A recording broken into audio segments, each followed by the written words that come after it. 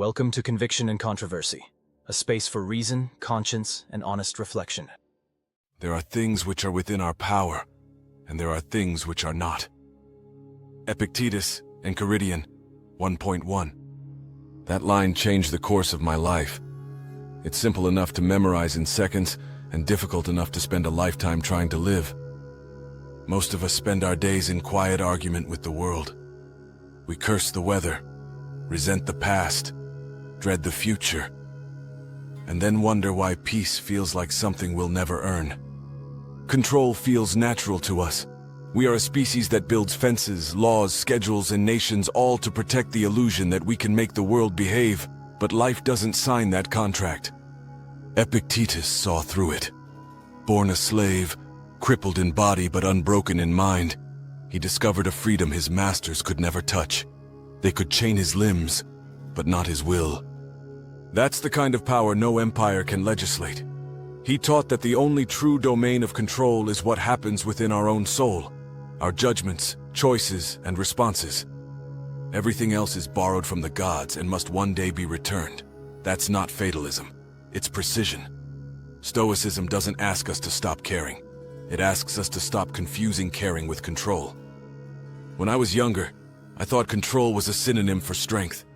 If I could just work harder, plan smarter, fight longer, I could keep the chaos out. But control is a greedy master. The more you chase it, the smaller your life becomes.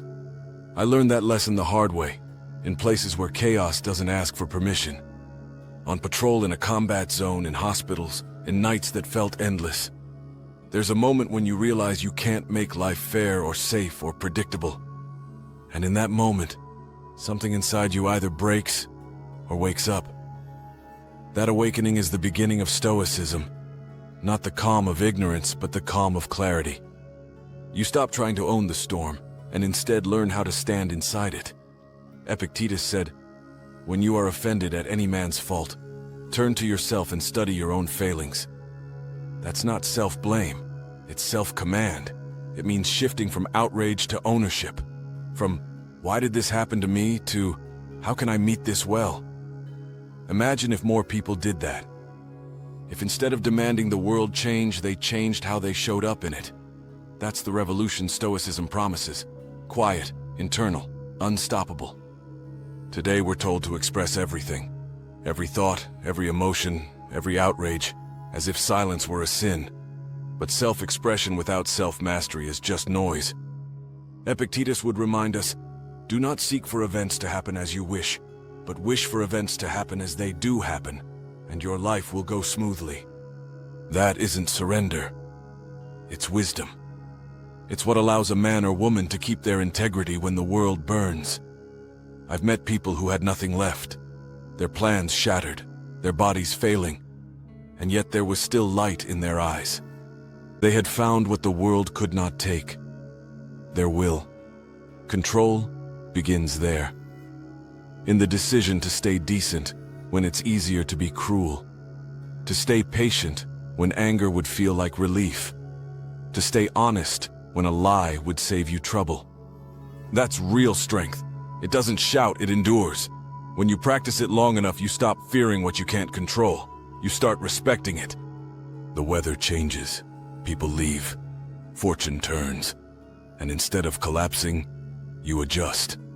Like a sailor trimming his sails, you stop cursing the wind and start learning its rhythm. That's not weakness, that's mastery. Most of us live in digital storms now. We scroll endlessly through things that are none of our business, absorbing outrage we never asked for, comparing lives we've never lived. We hand our peace to strangers on screens, then wonder why we feel hollow. Epictetus would tell us, reclaim your attention. Your attention is your life. Guard it like a sacred thing because it is one. Every moment spent fighting the uncontrollable is a moment stolen from what you can create. Your work, your words, your compassion. Even in chaos, you have the power to choose your next move. That's the only form of control that has ever mattered. The Stoics called this discipline prohairesis, the faculty of choice, the internal citadel no tyrant can breach. It's what allows a person to face loss without becoming lost. That's what I think about when people say Stoicism is emotionless. It's not. It's emotional courage, the bravery to feel everything and still stay steady, to stand in grief and not run from it, to be afraid and still act rightly, to love deeply and still let go. That's Stoicism lived, not read. Epictetus once said, "No man is free who is not master of himself." He didn't mean control every impulse. He meant don't let them own you. Freedom isn't the absence of chains. It's the ability to choose how you carry them. That truth took me years to understand. Discipline, forgiveness, endurance, they all flow from that single insight. Control what you can, accept what you can't. It's not resignation. It's the beginning of responsibility. It is the boundary line between what we owe to effort and what we surrender to fate. You can't stop the seasons from changing, but you can prepare your field. You can't stop people from judging you, but you can live in a way that leaves them nothing to judge. You can't stop loss, but you can make sure love was never withheld. That's Stoicism. Not theory, but practice. Every day, every decision. When I catch myself grasping at control, I try to remember that even the breath I'm taking was given, not earned. And one day, it will be taken back. All I can do between those two breaths is meet life with grace. So I come back to Epictetus' words again and again. There are things within our power and there are things which are not. That's not a warning, it's a doorway. Walk through it, and you'll find peace waiting on the other side. Because when you finally let go of the need to control everything, you begin to control the one thing that ever mattered: yourself. If you believe the world needs more honest reflection, not outrage, subscribe, share this message, and help me build a community grounded in reason and compassion. Thanks for spending a few minutes thinking this through with me. If you value honest reflection, subscribe and start here next. Conviction and Controversy, a voice for honest reflection.